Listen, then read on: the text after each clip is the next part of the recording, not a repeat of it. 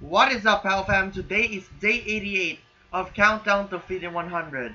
Alright, 2011, it's just, I feel so, like, nothing much would just much happened on 2011 for me. It's just, I've been started, like, let's just say I've been started going to school and all of that.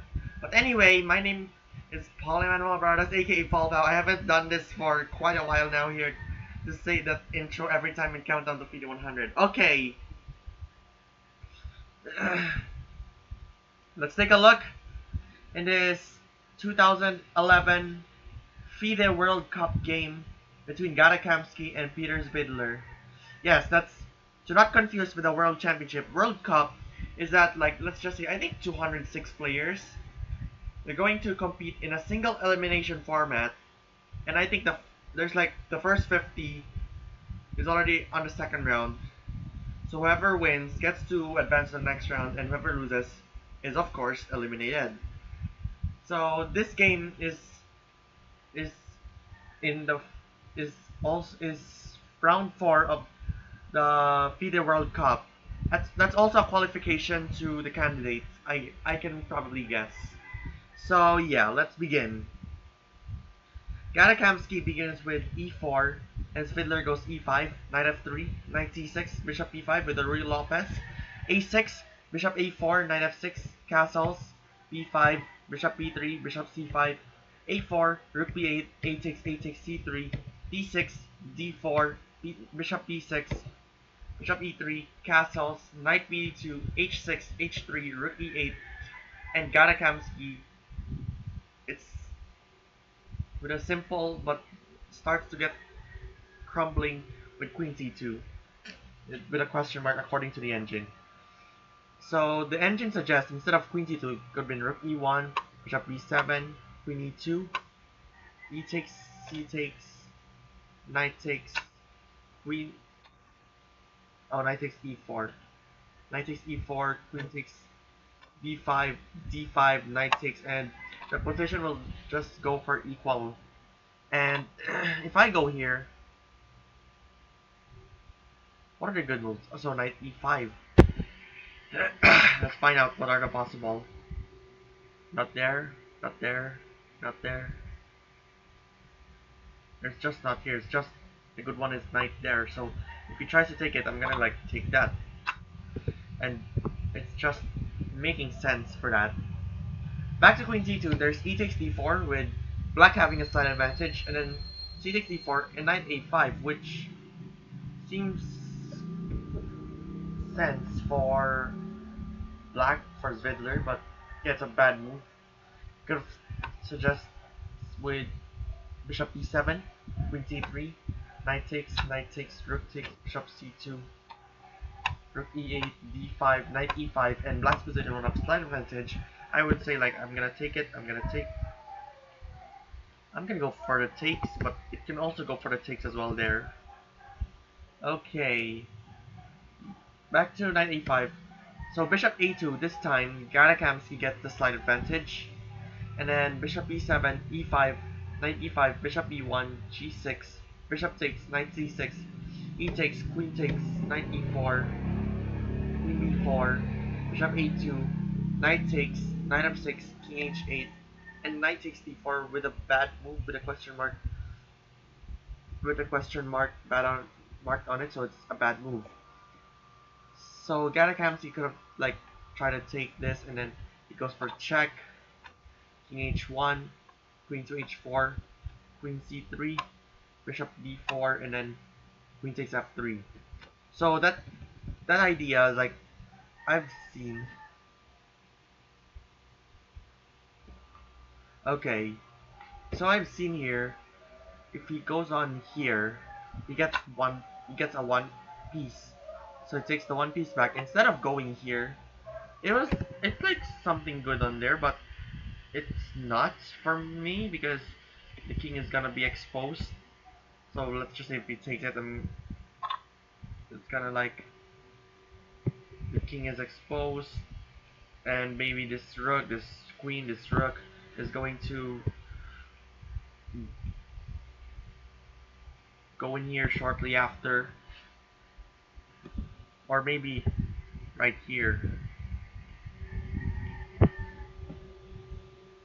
So this is gonna be a huge problem with this king getting exposed. Good thing at the variation it's king h1 and then queen h4. It's and then when it's queen c3, bishop d4, and then queen takes f3, he takes the interest. So yeah, without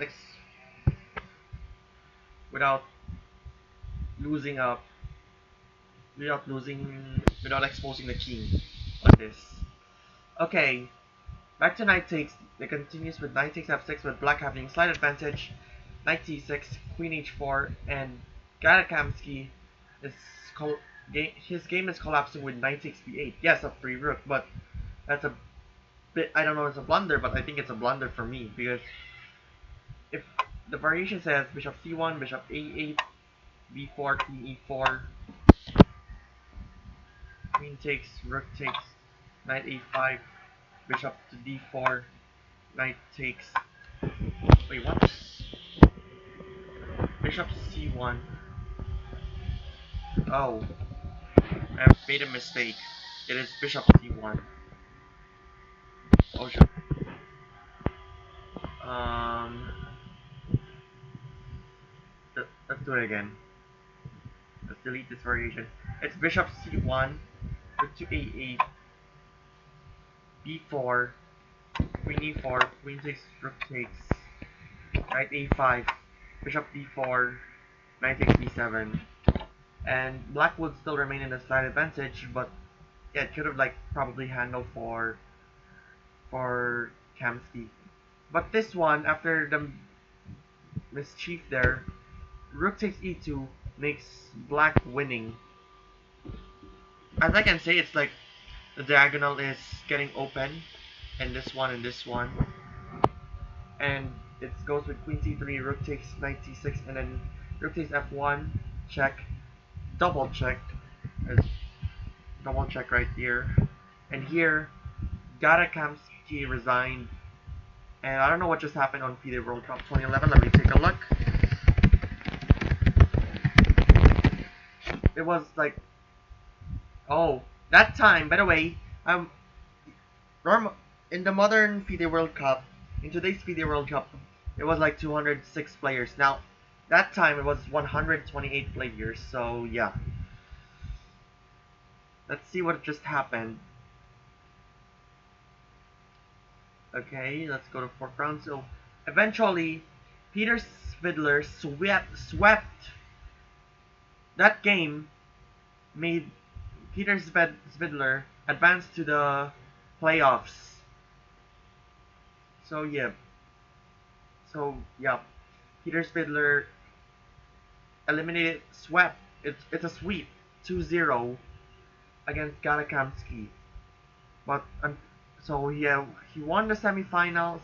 He won the first round playoffs on quarterfinals against Judith Polgar. Wow, I thought it was like an open. I know it's not FIDE. I know it's not like FIDE World Cup. It's like I thought it's open. I thought so definitely it's open.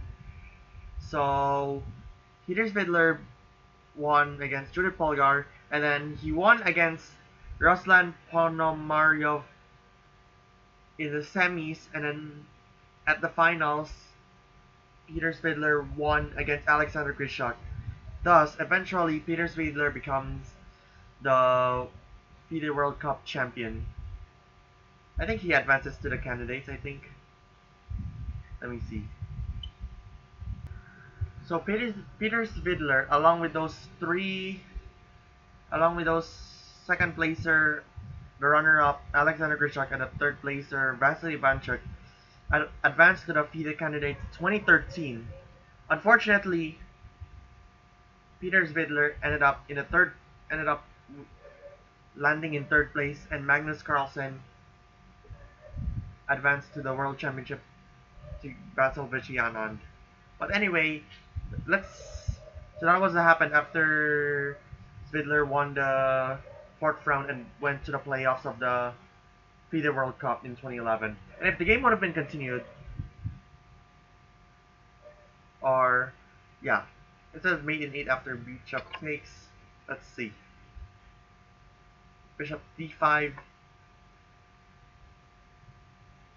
bishop takes, rook a8, bishop takes again, queen takes, king 8, and there, oh wait,